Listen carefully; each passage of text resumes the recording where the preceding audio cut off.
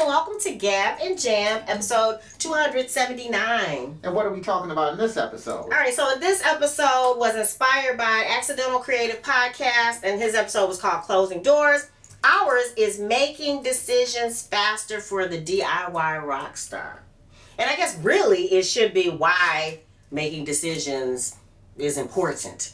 Yeah, so what do you mean by that? Okay, so let's see. Okay, so as artists, if you're constantly in a brainstorming mode, as in gathering ideas or looking to try new ideas, you'll get stuck in never finishing.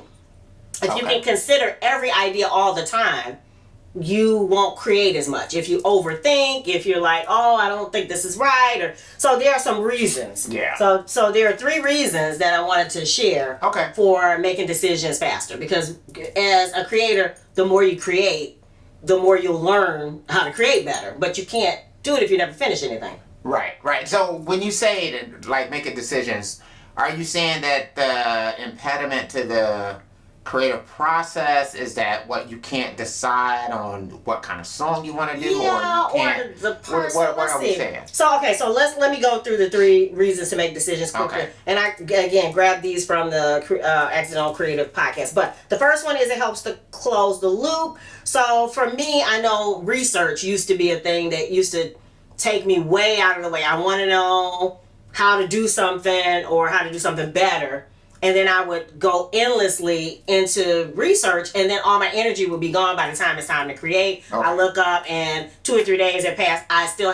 I'm researching because I keep finding new things, new ways to do things, but I haven't even started doing it yet. Okay, I think I'm kind of hitting where you're going now. So, I'm just trying to take it into a whole music. I love it because that was what I ran for me. Yeah. So I'm just thinking in terms of, especially if you are producing, you may get stuck on sounds. Right. So you may get stuck on a drum sound, you might get stuck on a guitar sound, might get stuck on this, might get stuck on that, and there's a myriad of YouTube videos telling you how to do stuff, how professionals do stuff, and all the rest of this kind of stuff.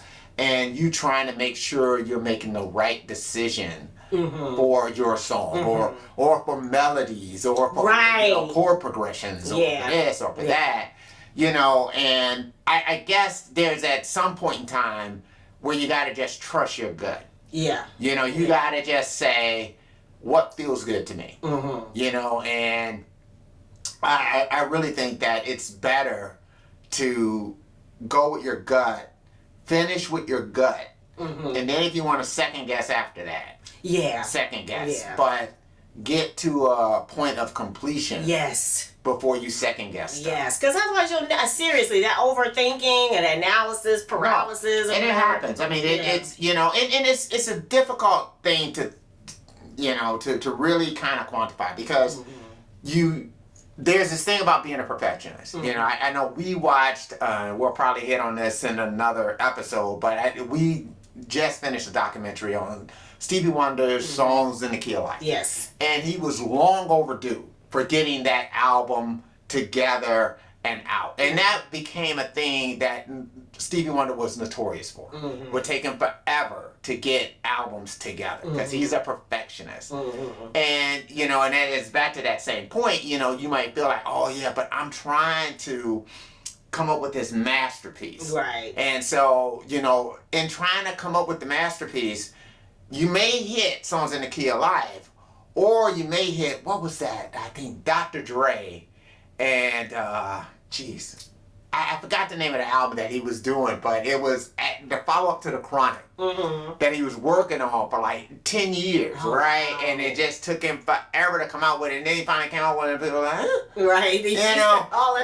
And it's the same thing with Guns N' Roses and Chinese Democracy, and it did 12 years to come up with this, and then people, right.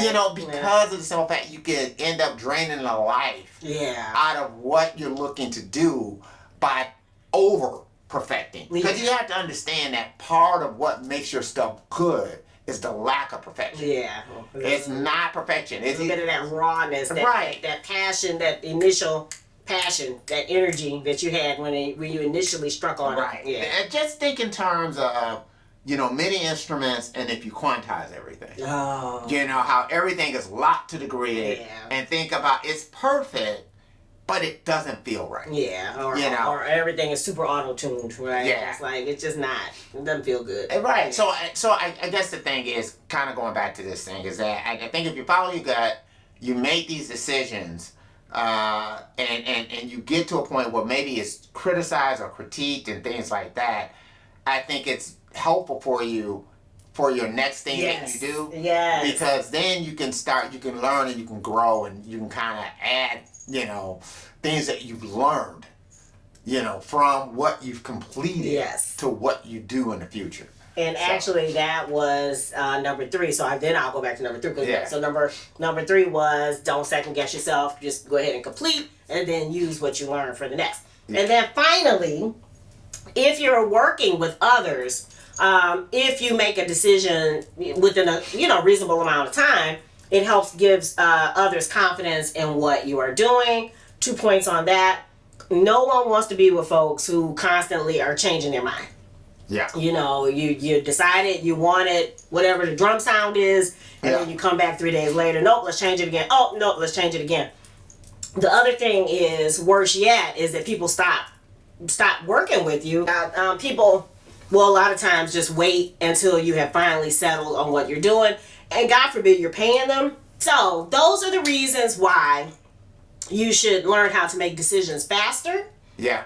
Or give it a time frame. Learn what works for you. Yeah, that's kind of the reason why you need to go ahead and make decisions faster. Go ahead and just decide on, you know, how you're going to finish things. Let that project be done. Let it be what it's going to be. And to the extent you learn something, you can just move that to your next project. Because the thing you don't want to have is that paralysis by analysis. Oh, yeah. That just kind of bogs you down in this one spot and you never get things done. You know, the best way to further a project is to say, okay, I'm going to close the door on this one. Yep, I love Follow it. your gut. Go with what you feel about it. And then realize that, hey, as somebody had asked me a long time ago, was, hey, are you a whale or a Crisco can? Yes. So meaning that if you're a Crisco can, once you kind of take everything that's out of it, you don't have nothing left. If you feel like you are a whale, that you know, like a oil well, where there's just springing stuff out, then don't kill yourself on this one project, because what's going to happen is that incrementally, you're always going to get better. I love it. Yes. Yeah. What about you? Do you make decisions quickly, or do you have a method for how you make decisions, how you come upon your decisions? Yeah. We'd love to hear about it. Drop it in the comments below. And what else? And as usual, you can stream what we do everywhere where you stream music. Yes. You know, if you want to get the CDs, you can get it from Bandcamp, you can get it from CD Baby. But feel free to go ahead and stream. Yes. And we got new records coming out. Yes. So the working title is Obtainium Flow. Yes. So look for that soon. If you dig the vibe and you want to be a part of the tribe, be sure to subscribe. We're wishing you love, peace, and some chicken grease.